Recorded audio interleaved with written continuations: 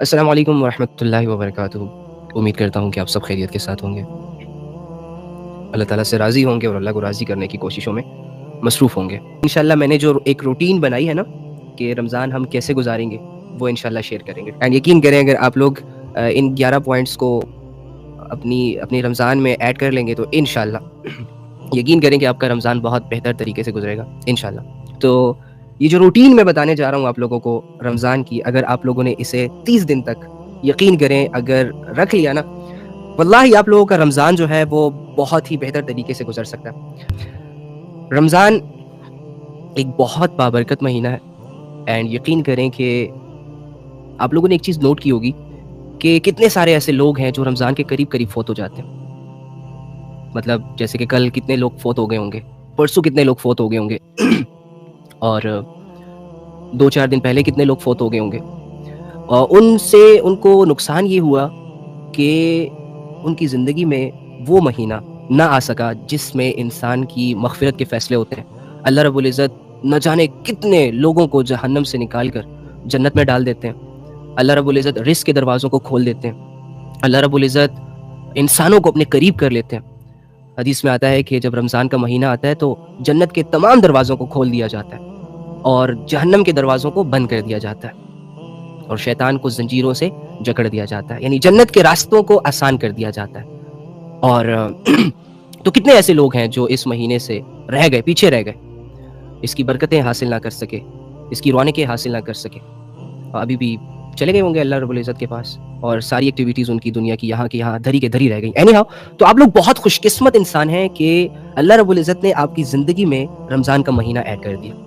اب اگر اور انتہائی بدقسمت انسان وہ ہے جو رمضان کے مہینے کو اپنی زندگی میں پائے لیکن اس مہینے میں وہ سٹرگل نہ کرے، وہ محنت نہ کرے، وہ کوشش نہ کرے، جس کی وجہ سے اس کی باقی زندگی، جو باقی بچی کچی زندگی ہے، وہ چینج نہ ہو سکے۔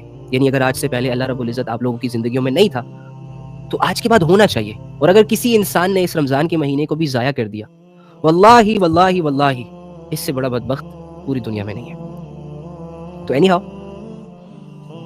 بات کریں گے کہ رمضان کے اس مہینے کو کیسے گزارا جائے۔ کاپی پینسل تو ہے نا آپ لوگوں کے پاس؟ وعلیکم السلام ورحمۃ اللہ وبرکاتہ۔ اگر کسی کے پاس کاپی اور پینسل نہیں ہے تو وہ موبائل کا کوئی نوٹ پیڈ اوپن کر لے اور اس میں نوٹ کریں۔ یہ جو 11 پوائنٹس میں اس پہ خود بھی عمل کروں گا انشاءاللہ، اور آپ لوگوں کے لیے بھی لایا ہوں۔ اینڈ یقین کریں اگر یہ 11 پوائنٹس آپ لوگوں نے اس رمضان میں اپنی زندگی کے ساتھ جوڑ لیے، واللہ آپ لوگ اپنے آپ کو چینج کرنے میں کامیاب ہو جائیں گے۔ آپ فیل کریں گے عید کے بعد اور عید کے دن کے اللہ رب العزت کا تعلق آپ کے ساتھ جڑا ہوا ہے۔ آپ فیل کریں گے اس چیز کو کہ آپ کی زندگی اب کے بعد سے بے مقصد نہیں گزری جائے گی اگر آپ نے ان 11 پوائنٹس پر عمل کیا۔ بہت ہی آسان ہے، میں نے خود پہلے اس پر عمل کی نیت بھی کیا، اسی لیے آپ لوگوں سے شیئر کر رہا ہوں، اور اللہ سے دعا ہے کہ انشاءاللہ آپ لوگ اسے ضائع نہیں ہونے دیں گے۔ بسم اللہ الرحمن الرحیم۔ نمبر 1، یہ کام کرنے کے رواجی کلامی دین نہیں، اوکے، کہ بس سنا ایک کان سے اور دوسرے کان سے نکال دیا۔ اگر آپ لوگوں نے ایسا کیا تو واللہ ہی آپ کا نقصان ہو جائے گا اور آپ کے کچھ ہاتھ نہیں آئے گا۔ اور اگر آپ اتنے ویک ہیں کہ اللہ کے لیے 2-4 قدم نہیں اٹھا پا رہے، اگر آپ لوگ اتنے سست ہیں کہ رمضان کے مہینے میں بھی اپنے آپ کو چینج کرنے کی نیت نہیں بنا پا رہے، تو آپ کیسے سروائیو کریں گے؟ اتنی بڑی آخرت میں اللہ رب العزت کا سامنا آپ کیسے کریں گے؟ میدان حشر میں، جس کے بارے میں یہ آتا ہے کہ سوا نیزے پہ سورج ہوگا اور سارے لوگ اپنے اعمال کے باعث اپنے پسینوں میں ڈوب رہے ہوں گے، چیخ رہے ہوں گے، چلا رہے ہوں گے۔ اتنی ہیبت ہوگی ان کے دلوں پر، اتنی ہیبت ہوگی اور اتنی اکتاہٹ ہوگی، تنگ ہو جائے گا بندہ۔ وہ ہوتا ہے نا، بندہ اکتا جاتا ہے ایک ماحول میں، اس کا دل نہیں لگ رہا ہوتا، اسٹریس ہو جاتا ہے، وہ کرتا ہے کہ بس کیسے اس چیز سے نکل جاؤں۔ تو قیامت کا وہ دن اتنا ہولناک دن ہوگا جس کے بارے میں قرآن کہہ رہا ہے کہ وہ ایک دن 50,000 سال کے برابر ہوگا، اور اس میں لوگوں کی جو فیلنگز ہوں گی وہ ہوں گی کہ اتنے اکتاہٹ اور اتنی بھوکلاہٹ ہوگی کہ کچھ لوگ تو اللہ سے کہیں گے کہ اللہ یا جہنم میں بھیج دے یا جنت میں بھیج دے، مگر اس والی سچویشن سے آزاد کر دے۔ اور اسی دن میں بہت سارے ایسے لوگ بھی ہوں گے جو مطمئن ہوں گے، بہت سارے ایسے لوگ بھی ہوں گے جن کو اللہ رب العزت آواز دے کر بلائے گا اپنے پاس اور کہے گا کہ میرے عرش کے سائے کے نیچے آ جاؤ۔ وہ نوجوان ہوگا، اس میں ایک اچھا خاصا جو اپنی رعایت پر اچھی حکومت جس نے کی ہوگی وہ حکمران بھی ہوگا، 2 لوگوں نے آپس میں جو اللہ کے لیے محبت اختیار کی ہوگی وہ بھی ہوگا، اور اس کے علاوہ جو تنہائی میں اللہ رب العزت کے سامنے چھپ چھپ کے روتا ہے، تنہائی میں اللہ رب العزت کو پکارتا ہے اپنی طرف، اپنے گناہوں کی معافی مانگتا ہے، وہ بھی ہوگا۔ تو دیکھیں یہ ساری باتیں، یہ ساری آیتیں، یہ سارے حوالے اس لیے تو نہیں آئے تھے ہمارے پاس کر رہے ہیں، قرآن کی آیتیں آپ سے آپ کا کر رہی ہیں.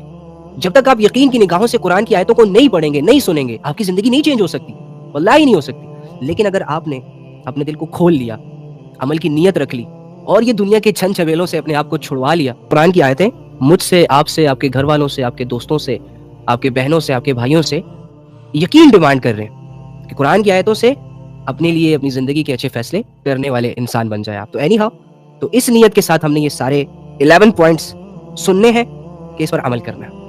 نمبر 1 نوٹ کرنا ہے سب نے, ضائع نہیں کرنا ہے اس چیز کو, سارا دن وضو میں رہنا ہے. ٹاسک نمبر 1 کیا ہے؟ ہر وقت وضو میں رہنا ہے. رمضان کے 30 دن آپ کا جب بھی وضو ٹوٹے, جیسے ہی آپ کو فری ٹائم ملے, فوراً سے وضو کر لیں. ٹھیک ہے, سارا دن کیا کرنا ہے؟ وضو میں رہنا ہے. وضو مومن کا ایک ہتھیار ہے. جو انسان وضو میں رہتا ہے نا, شیطانی وسوسوں سے اس کی حفاظت ہو جاتی ہے, اور وہ عبادت کے لیے اینی ٹائم تیار رہتا ہے. اب دیکھو, ایک دکاندار جب تک دکان کھولے گا نہیں, تب تک وہ کیسے ڈیلنگ کرے گا؟ گاہک آ رہا ہے نہیں آ رہا, وہ تو بات کی بات ہے نا. دکان تو کھولو, خود کو تیار تو رکھو, ہاں جب کوئی موقع ملے گا ڈیلنگ کا تو پھر ڈیلنگ بھی کر لینا.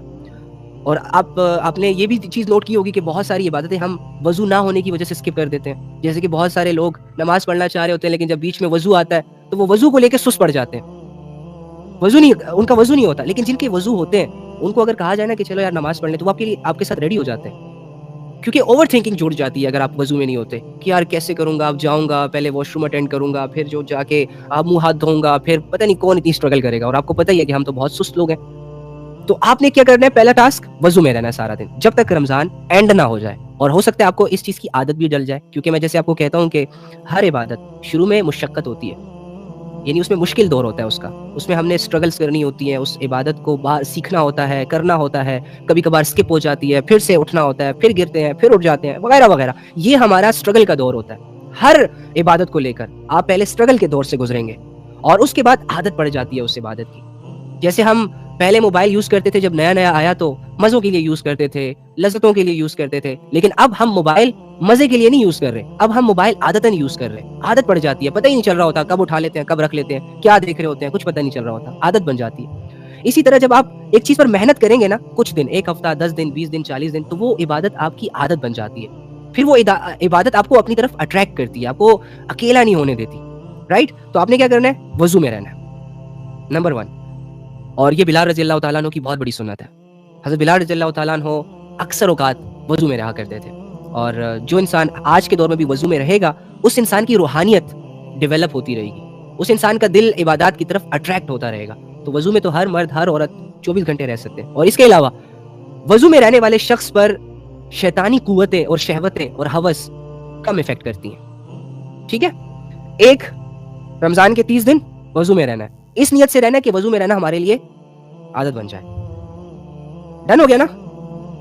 اوکے, نمبر 1 وضو میں رہنا ہے, اس سے ہمیں پاکی بھی حاصل ہوگی. اچھا, میں اس لیے ایک ایک پوائنٹ کو ڈسکس کر رہا ہوں تاکہ آپ لوگ اسے اسکپ نہ کریں, آپ کے اندر شوق پیدا ہو جائے. اور آپ کو پتہ ہے کہ قیامت کے دن نبی صلی اللہ علیہ وآلہ وسلم اپنی امت کو کیسے پہچانیں گے؟ ان کے وہ والے باڈی پارٹس جو وضو میں دھلتے ہیں وہ چمک رہے ہوں گے, تو ان کے چمکنے سے نبی صلی اللہ علیہ وآلہ وسلم اپنی امت کو پہچان لیں گے کہ یہ میرا امتی ہے, اس کے وضو والے پارٹس جو ہیں وہ چمک رہے ہیں. الحمدللہ.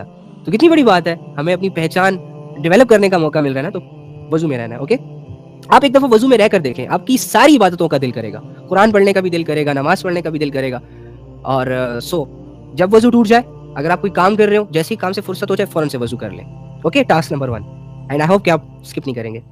اسکپ کیا تو پھر کوئی فائدہ نہیں ہوگا.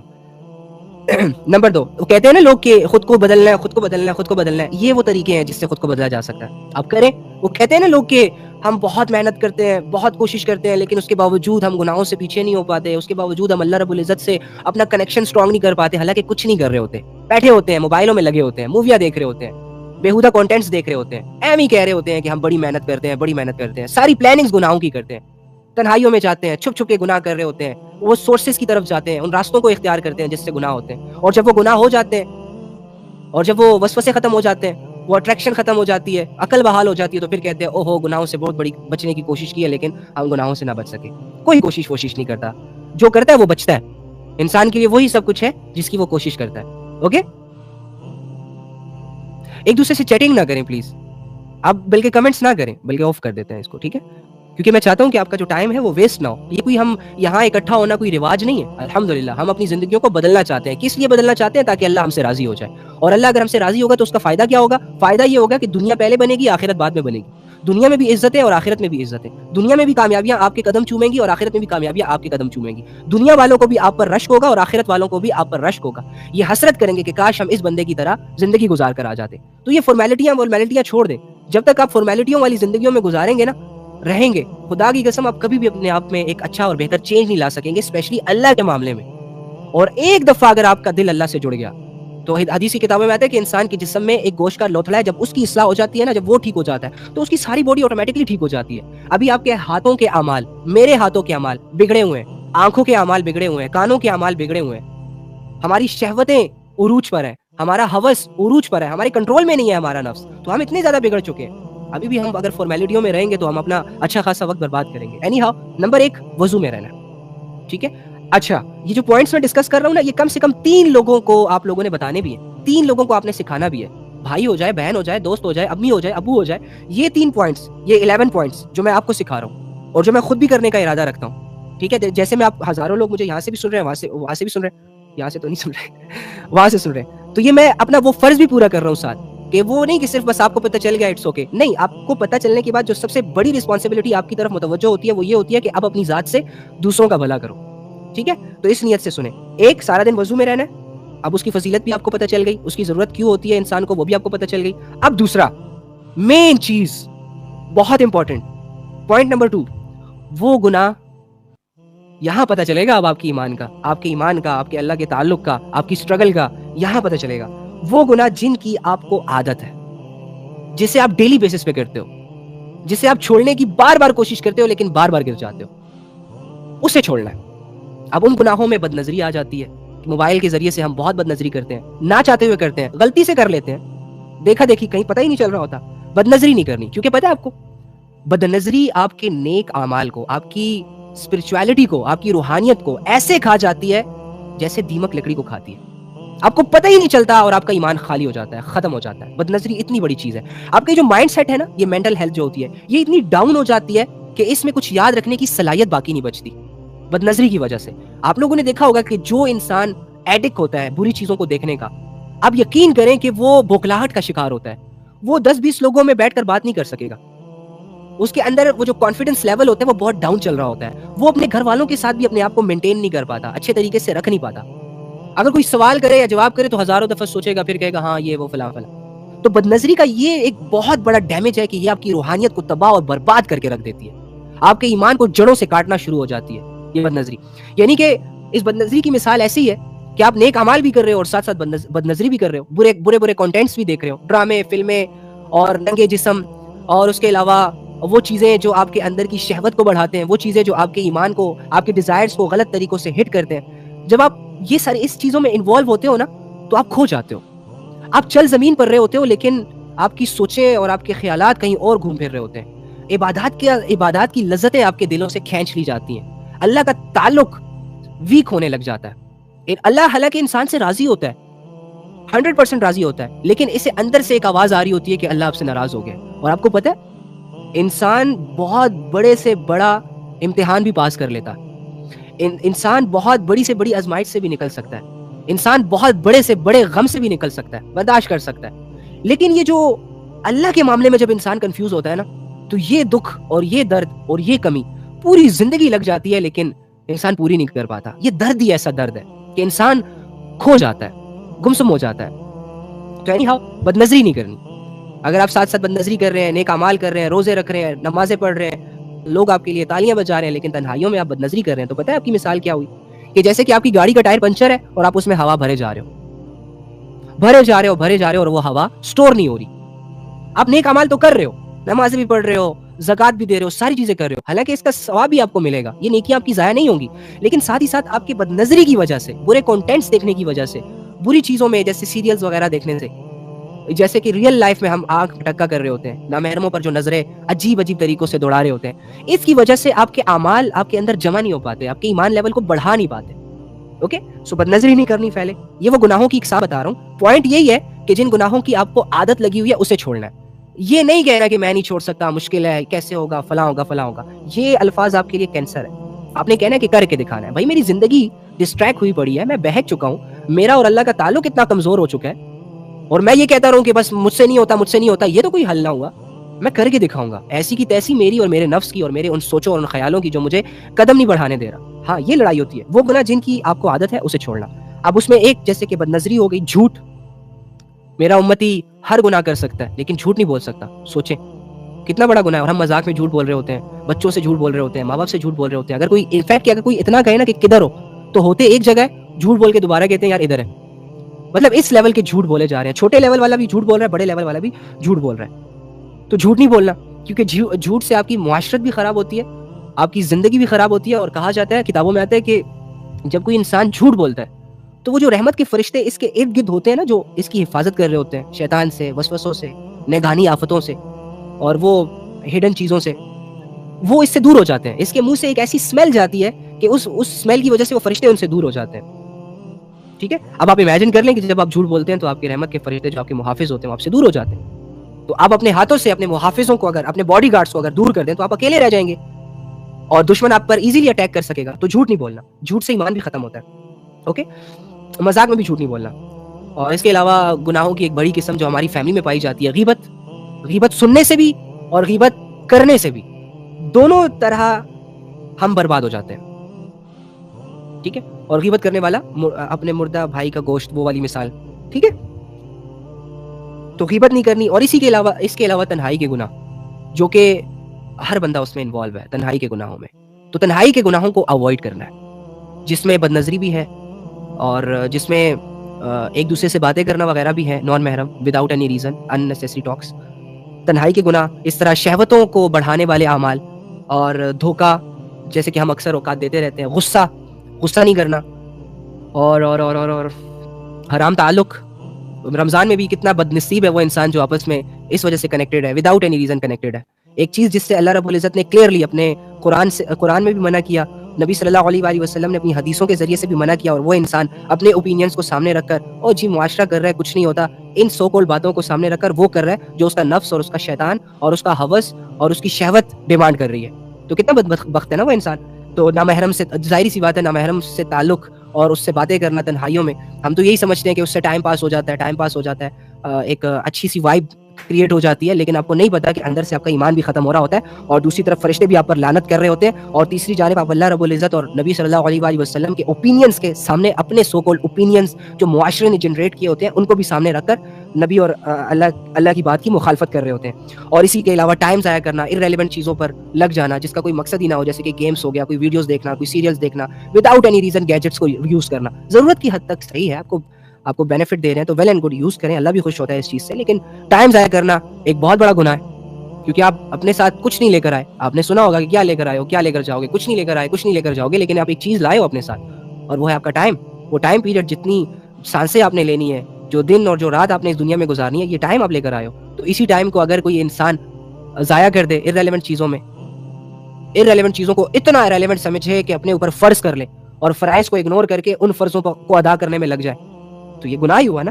تو یہ ساری چیزیں یعنی کہ گناہوں کو اوائڈ کرنا ہے. اب آپ کے کون سے گناہ ہیں وہ آپ کو پتہ ہے، میرے کون سے گناہ ہیں وہ مجھے پتہ ہے. میں آپ کے سامنے گناہ نہیں کروں گا، آپ میرے سامنے گناہ نہیں کریں گے، کیونکہ آپ ایکسپوز ہو جائیں گے، میں ایکسپوز ہو جاؤں گا، آپ کی عزتوں کی دھجیاں اڑ جائیں گی، میری بھی عزتوں کی دھجیاں اڑ جائیں گی، اور وغیرہ وغیرہ. تو اس وجہ سے آپ کو اپنے گناہ پتہ ہے، مجھے میرے گناہ پتہ ہے. میں اپنے گناہوں کو سامنے رکھوں گا پوائنٹ نمبر 2 میں کہ مجھ میں کون کون سے گناہوں کی عادت ہے اور میں نے اس کو ختم کرنا ہے. بس یار بہت ہو گیا، کب تک کریں گے، عرصہ ہو گیا گناہوں کو کرتے کرتے. کیا چین ملا ہمیں، کیا سکون ملا، کیا کامیابی ملی. ہر بار لذت ملی اور لذت کے بعد بے سکون ہوئے. شروع میں شیطان آیا، سنہرے خواب دکھائے، اور جیسے ہی وہ گناہ ہوا پریشان ہو گئے. شروع میں آیا شیطان نے بہکایا کہ یار کچھ نہیں ہوگا، سب کر رہے ہیں یہ وہ فلاں فلاں، اور جیسے ہی کیا نقصان اٹھایا، ایمان ضائع ہو گیا. تو نہیں آنا آپ شیطان کی مزید باتوں میں. ٹھیک ہے. تو پوائنٹ نمبر 2، وہ گناہ جن کی آپ کو عادت ہے اسے چھوڑنا ہے. بھلے آپ کی جان چلی جائے، بھلے آپ مر جاؤ، آپ کی ٹانگیں جاتی ہیں جانے دے، ہاتھ جاتے ہیں جانے دے، آپ پاگل ہوتے ہو جاؤ، آپ سٹریسڈ ہوتے ہو جاؤ. اللہ کے راستے میں سٹریس بھی آپ کی عبادت بن جاتی ہے. ایڑی چوٹی کا زور لگائے. ٹھیک ہے. کم سے کم موت اللہ کے راستے میں تو آئے گی، خود سے لڑنے میں تو آئے گی اللہ کے لیے. تو اسی لیے تو آئے ہیں. ہر بندہ کہہ رہا ہے ہم نے شہید ہونا ہے، شہید ہونا ہے، تو لڑو گناہوں سے، شہید ہو جاؤ. اچھا جی، 2 پوائنٹ کلیئر ہو گئے. الحمدللہ. ایک وضو میں رہنا ہے اور دوسرا وہ گناہ جن کی آپ کو عادت ہے اسے چھوڑنا ہے. اور وہ اس کے نیچے وہ ہیڈنگز بھی دے دیں کہ آپ کے اندر کون کون سے گناہ ہیں. اینڈ نمبر 3, فرائض کو اہتمام سے ادا کرنا ہے, جان نہیں چھڑانی. جیسے کہ نماز فرض ہے نا, زکوٰۃ بھی بہت سارے لوگوں پہ فرض ہے, تو اس کو پراپر وے میں جیسے کہ نماز ادا کرنے کا حق ہے. اب یہ ٹاپک لمبا ہو جائے گا. میں رات کو اپنی فیملی کے ممبرس کو بھی نماز کے طریقے سمجھا رہا تھا کہ نماز میں کیسے خشوع خضوع ڈیولپ ہوتا ہے. میں آپ کو وہ بتانا تو چاہ رہا ہوں, لیکن چلیں وہ انشاءاللہ پھر کبھی. لیکن آپ نے فی الحال اپنے تھرو یہ کوشش کرنی ہے جیسے کہ فرائض کو اہتمام سے ادا کرنا ہے. اہتمام سے مطلب یہ ہے کہ پریورٹی سے ادا کرنا ہے, اچھے طریقے کے ساتھ ادا کرنا ہے, ڈسپلن کے ساتھ ادا کرنا ہے, جان نہیں چھڑانی, محبت سے. آپ کو نہیں پتا کہ آپ کتنے قیمتی لوگ ہو. ہر دنیا کا ہر انسان سوائے ایتھیسٹ کے, ہر انسان جو جس بھی خدا کو مان رہا ہے وہ عبادت کر رہا ہے. وہ اپنے اپنے طریقوں میں نماز بھی پڑھ رہا ہے, اپنے اپنے طریقوں میں ذکر بھی کر رہا ہے, جن کو وہ خدا سمجھ بیٹھا ہے. حالانکہ وہ جھوٹے خدا ہیں, من گھڑت خدا ہیں, لیکن وہ کر رہے ہیں عبادتیں. اور ہم اتنے لکی ہیں الحمدللہ کہ ہم مسلم ہیں. ہمارا دین سچا, ہمارا نبی سچا, ہمارا خدا سچا الحمدللہ. اس کے باوجود اتنی ساری سچائیوں میں رہتے ہوئے اگر میں عبادات سے غفلت کروں تو میں اس لائق ہوں نا کہ کوئی آ کے مجھے 2 تھپڑ لگائے اور مجھے جگائے. اگر کوئی اتنی ہمت نہیں کر رہا تو چلو میں خود کوئی 2 تھپڑ لگا کے اپنے آپ کو سمجھاؤں کہ تو کیا کر رہا ہے, پاگل, اتنی بڑی اپرچونٹی کو ضائع کر رہا ہے. تجھ سے تو پھر اچھے وہ لوگ ہیں جو بغیر ایمان کے زندگی گزار رہے ہیں. مطلب اچھے نہیں ہیں لیکن اپنے آپ کو موٹیویٹ کرنے کے لیے تو کہہ سکتے ہو نا, ریئلائز کرنے کے لیے تو کہہ سکتے ہو نا. تو یہ چیز فرائض کو اہتمام سے ادا کرنا, جس میں نماز ہے, روزہ ہے, زکوٰۃ ہے, اور کلمے والی زندگی بھی فرض ہے. جی کلمہ طیبہ, نماز, روزہ, زکوٰۃ, حج. آپ نے سنا ہوگا نا کہ نماز کے 5 بنیادی ارکان ہیں. کلمے کا پڑھنا, دل میں اتارنا اس کلمے کو کہ ایکچولی میں ہماری زندگی سٹارٹ ہی کلمے سے ہوتی ہے.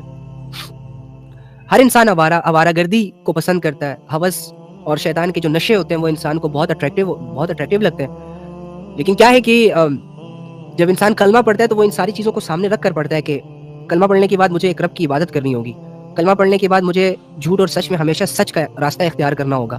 کلمہ پڑھنے کے بعد مجھے غیبت نہیں کرنی ہوگی, مجھے تنہائی میں گناہ نہیں کرنے ہوں گے, مجھے لوگوں کے سامنے بھی گناہ نہیں کرنے ہوں گے, مجھے حقوق ادا کرنے ہوں گے, مجھے نماز پڑھنی ہوگی, مجھے زکوٰۃ دینی ہوگی, مجھے حرام چیزوں کو اوائڈ کرنا ہوگا, حلال چیزوں کو اویل کرنا ہوگا. تو ان ساری سینس کو سامنے رکھ کر ہی بندہ کلمہ پڑھتا ہے.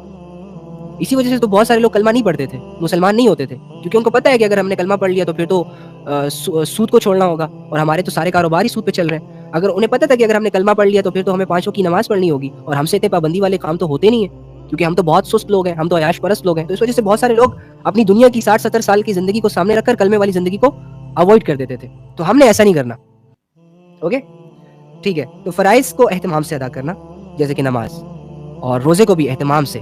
اس میں جو چیزیں روزے کو افیکٹ کرتی ہیں ان چیزوں کو اوائڈ کرنا روزے کا اہتمام ہے. اور جو چیزیں روزے کو ایک حسن دیتی ہے کہ آپ اس میں صدقہ خیرات کریں, عبادت کریں, دوسروں کا درد رکھیں, دعائیں کریں, اور اپنی کمی کوتاہیوں کو اپنے اندر سے نکالیں, تو یہ والی ساری چیزیں روزے کو ایک حسن دیتی ہے, پیک لیول پہ پہنچاتی ہے. اوکے, تو تھرڈ یہ کہ فرائض جو بھی چیزیں ہر مسلمان پر فرض ہیں ان فرض کو کسی صورت بھی نہ چھوڑنا. آپ کو پتہ ہے ایک فرض کا چھوڑ دینا کتنا بڑا جرم ہے. سورج پر اللہ رب العزت نے یہ فرض کیا ہے کہ وہ دن کو نکلے گا, پوری دنیا کو روشن کرے گا, اور رات کو غروب ہو جائے گا. یہ اس پر فرض ہے. سورج نے آج تک اس فرض میں کوتاہی نہیں کی. جب سے بنا, کب بنا, کروڑوں سال پہلے بنا, لاکھوں سال پہلے بنا, ہزاروں سال پہلے بنا, ہمیں نہیں پتا. لیکن سورج پر اللہ رب العزت کی طرف سے یہ فرض ہے کہ تم نے نکلنا ہے, روشنی پیدا کرنی ہے, اور پوری دنیا کو روشن رکھنا ہے. تو سورج نے آج تک 1 سیکنڈ کے لیے بھی فرض میں کوتاہی نہیں کی. کیا خیال ہے اگر سورج ایک دن کا فرض چھوڑ دے, ایک دن کے لیے نہ نکلے, پوری دنیا میں اندھیرے چھا جائیں گے, کوئی کسی کی شکل نہیں دیکھ پائے گا. ٹھیک ہے, اور کتنا مشکل ہو جائے گا نا زندگی. تو پوری دنیا کا نظام درہم برہم ہو جائے گا نا. 8 ارب لوگوں کی زندگیاں درہم برہم ہو جائیں گی نا, معاملات ڈسٹرب ہو جائیں گے. اسی طرح آپ بھی امیجن کریں کہ جب آپ ایک فرض چھوڑتے ہو تو آپ کے اعمال کی واٹ لگ جاتی ہے. ایک فرض کا چھوڑنا آپ کی زندگی کی تباہی کے لیے کافی ہے. تو آپ نے فرض نہیں چھوڑنا. یہ بہت ہوگی, یہ فارمیلٹی بہت ہو گیا, یہ نہیں کر سکتا, وہ نہیں کر سکتا. ریئل بنے یار. یہ وہ ٹائم ہے کہ اس ٹائم کو لے کر آپ تھوڑے سے سیریس ہو جائیں. اگر آپ آج بھی سیریس نہ ہوئے نا تو ٹھیک ہے, کوئی مسئلہ نہیں. اللہ کے لاکھوں اربوں کھربوں انسان اس دنیا سے گئے ہیں جو اللہ کی نافرمانیاں کرتے تھے. تم ایک اور صحیح, میں ایک اور صحیح.